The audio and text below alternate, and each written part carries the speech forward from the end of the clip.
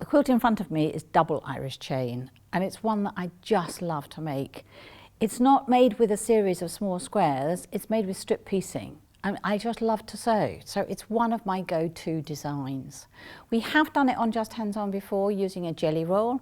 This time I want to talk to you through using yardage. So as I say, the quilt in front of me is made with strip piecing.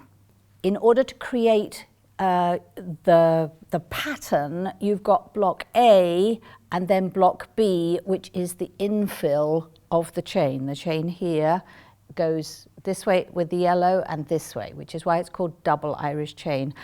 So all of this is created really simply by you and your measurements and your sewing machine. And the wonderful thing about strip piecing is that we sew first and then we cut very accurately, and then we can sew back together again.